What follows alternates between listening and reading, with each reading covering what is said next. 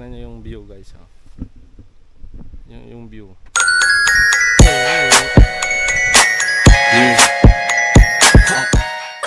Yan pala. Diyan.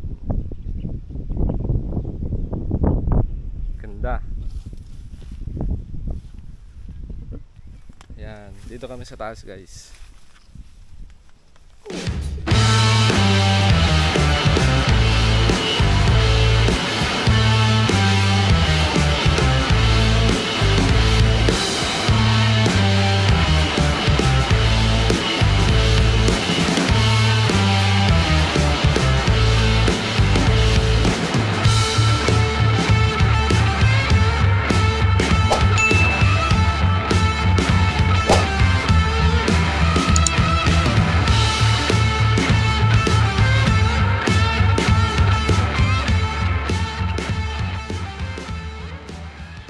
Guys, may pupuntahan kami. Gataran! Punta kami daw sa Gataran.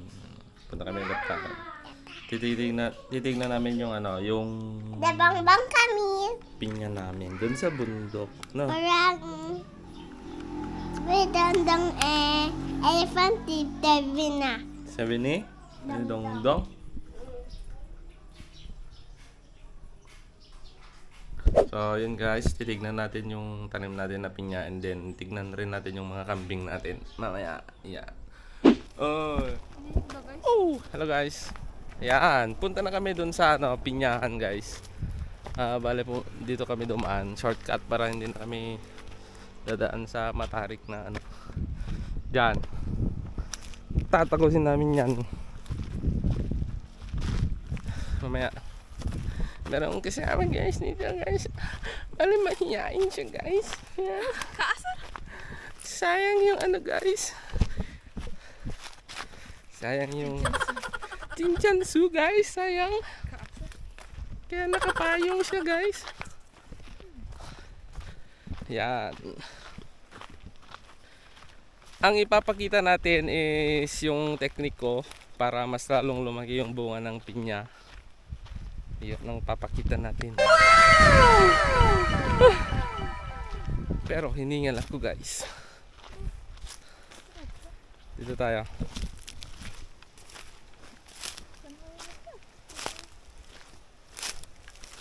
Dito tayo dadaan guys. Uy. Takla.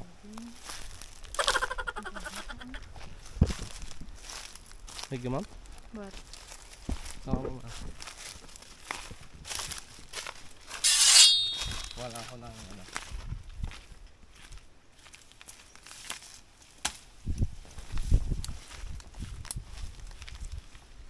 Kuha tayo ng panalo guys. Kasi lapitin tayo ng ahas guys. Pangalan tayo guys. Kuha tayo mamaya ng ano dito. Panggatong.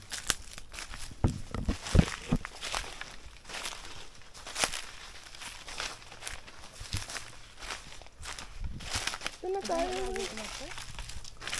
Dati, mumula kami ato eh.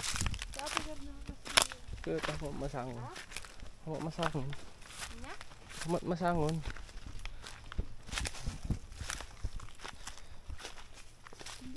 At least dito hindi mainit at hindi matarik o tamatam. Yan. Sukal pa dyan. Dito tayo bangit. Dito tayo. Ang sukal dyan. Dito tayo.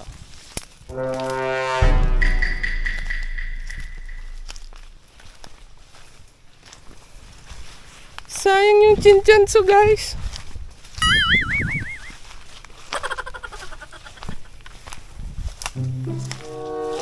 Siguro ano guys, itong kasama ko nagsisisi na siya. Apeng ata day tuti na sawak ko na siguro. Ni panagto ko ba maghirap. Ito. Ayan, kailangang linisan yung mga tanim natin para hindi kainin ng mga daga yung bunga niya. Dito na tayo guys. So nandito na nga tayo guys, nandiyan na sila, may bunga na sila pero di pa masyadong ano, malalaki. So mga ganito, pwede na to. Yan, yan, pwede na yan.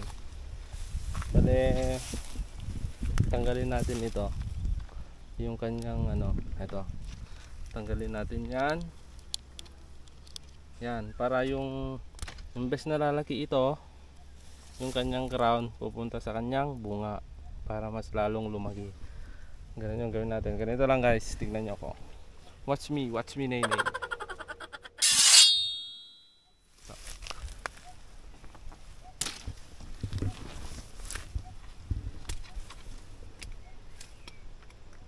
Yan. Walang kayo ng kahoy, yan. Tatanggalin natin. Dito pala yung bulaklak niya guys, oh. Ano, bulaklak, oh. Kita mo? No, kulay purple, yan, oh, bulaklak. Oh. Ngayon ko lang napansin yan. Halos may bunga na lahat. Yan. Yan, papakita natin. Ito, pakita mo. Sa term namin nito guys is Ilocano, kapon. Kapon yung tawag namin. Kung sa hayop sana, kapunom sabi nila. Kung sa lalaki para mas lalong lumaki, ano, mas lalong tumaba, tatanggalin nila yung ano, yung itlog niya. Parang ganito din. Pero wag yung ano wag nyong gawin sa asawa nyo guys. Wag nyong gawin sa asawa nyo to, narigatan inikpat mo yung ragsak ng George. Yan. Para mas lalong lumaki yung kanilang bunga. Ganyan. Ito. Tanggalin natin ito. Maliliit pa to. Yan o, sa kabila.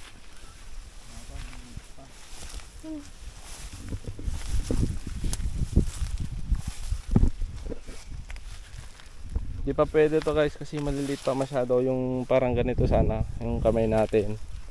Yun, maganyan oh, pwede na yan. Parang pag hanggang lumaki, ganyan nakalaki yung ano niya, crown niya. Hanggang lalaki na yan, ganyan na lang, hindi na lalaki. Yung bunga niya yung lalaki, hindi ito na. Kasi kung napapansin niyo guys, yung mga pinya, ang laki ng crown pero maliit yung bunga. Ito guys oh. Kunti pa lang to. Siguro next time tatamnan natin lahat to, no? Ito guys. Oh, manifesting ulit. May buko doon oh. Sana all. Oh, alam niyo na, may buko dyan. Tapos walang panungkit. So, ang hapdi na ng ano natin. Ang hapdi na ng paa natin guys. So, advisable na pag magganito kayo, dapat nakapants kayo, tapos naka-gloves, tapos naka-goggles or shades. Kasi delikado itong tulis-tulis guys. Pag ito tumama, wala na, kawawa. Tapos ito naman may mga tinik-tinik siya, yun yung tumatama sa paa, kamay. So yun, advisable, may gloves, may goggles, tsaka naka-pants. Kung maaari, naka-boots na rin. Marami pa. Pero hindi pa pwede yung iba. Siguro next time ulit, next week, by next week tuloy natin. Yan na guys. Yan. Kung nakikita nyo, isang kalam lang yan, pero hindi, dalawang ano yan. Tapos ang ginawa ko dito, naglagay ako ng mga 1.5 meters dito. Para, ang ginagawa ko kasi guys, para mas mabilis dumaan, tsaka makatipid ng abono, tsaka ang sadya ko talaga makadaan yung grass cutter. Yan. Tsaka mas magandang maglakad-lakad pag ano, medyo maluwang. Hindi naman sayang yung space guys, kasi dalawang ano naman to, dalawang row naman, kaya sulit na sulit.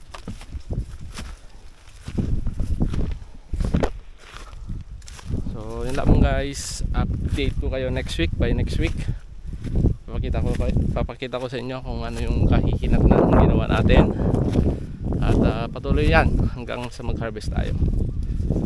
Para kung yung mga mayroon namang ibang comment, suggestion, mag-comment lang po kayo para baka sakaling makatulong sa atin. Ayun. Yan lamang guys. Hinihingal tayo. Kasi mag ano pa lang, alas 3 ata.